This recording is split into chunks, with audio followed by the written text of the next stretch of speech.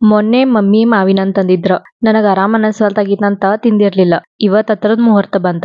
ಮಾವಿನ ಹಣ್ಣ ಎಷ್ಟು ತಿಂದ್ರು ಕಮ್ಮಿನ ನೋಡ್ರಿ. ಆಮೇಲೆ ಮನೆ ಒಳಗಿನ ಕಸ ಎಲ್ಲ ಉಡ್ಕೊಂಡ ರೆಡಿ ಆದು. ಇವತ್ತ ನಮಗ ಡಿಮಾರ್ಟ್ಗೆ ಹೋಗೋದೈತಿ. ಸ್ಟೇಷನರಿ ಐಟಮ್ಸ್ ಆಲ್ಮೋಸ್ಟ್ ಖಾಲಿ ಆಗಿದಾವ.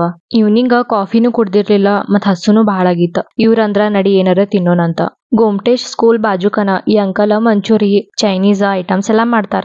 ಮಸ್ತ್ ಇರ್ತೈತಿ, ಟೇಸ್ಟಿ ಇರ್ತೈತಿ. ಅಲ್ಲಿಂದ ನಾವ ಡಿಮಾರ್ಟ್ಗ್ ಬಂದು. ಡಿಮಾರ್ಟ್ ಒಳಗ್ ನೋಡಿದ್ರೆ ರಶ್ ಇರ್ತೈತಿ ಅನ್ಸಿತ್ತ. ಅದ್ರ ರಶ್ ಏನಿಲ್ಲ.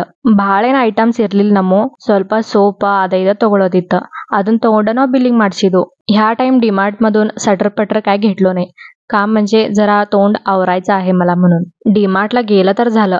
मला इकडं तिकडं बघून सटर-पटर घ्यायचं होतंय. आणि ह्यांना बघा बाळाला घेतल्यासारखं बॅग घेऊन येत आहेत. एवढं गरमी आहे की बाहेर अजिबात वारा नाही आहे. असा होता आजचा दिवस. चला मग उद्या भेटूया. बाय.